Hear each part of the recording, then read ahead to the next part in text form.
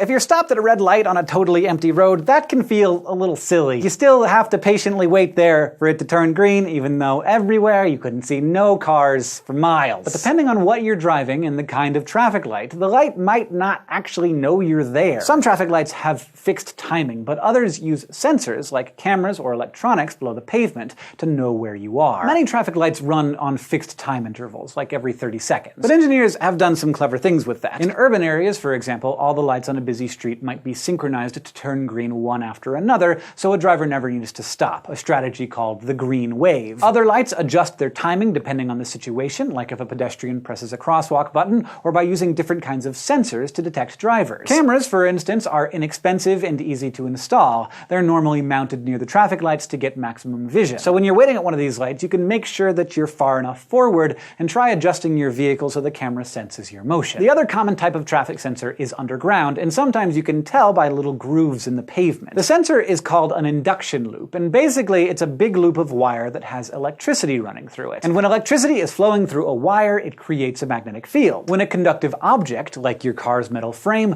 moves through this magnetic field, the field actually affects the electrons inside the car. The magnetic field causes a small electric current inside the metal of the car, called an eddy current, that runs the opposite direction of the current in the ground. And here's the thing, this eddy current also creates an induced magnetic field. Then the induced magnetic field affects the original underground current. So the current in the ground affects the current in the car, and then the current in the car affects the current in the ground. The computer in the traffic signal detects changes that happen to the current in the ground and realizes some conductive metal vehicle must be waiting there. And that's how it knows to turn the light green for you. If you've been waiting for a while and you're worried that the induction loop isn't detecting you, you could try checking to make sure that you're in the center of the loop. If you're riding a motorcycle, which has less metal than a car, some people recommend putting down a kickstand so a little more metal is slightly closer to the loop. If you're riding a bicycle, just get out and push the button. Or just run the light, because there's nothing you can do. So yeah, waiting for traffic lights to turn green can be annoying, but knowing how they work might help you make sure that the computers know that you are there. Thanks for asking, and thank you especially to all of our patrons on Patreon who keep these answers coming.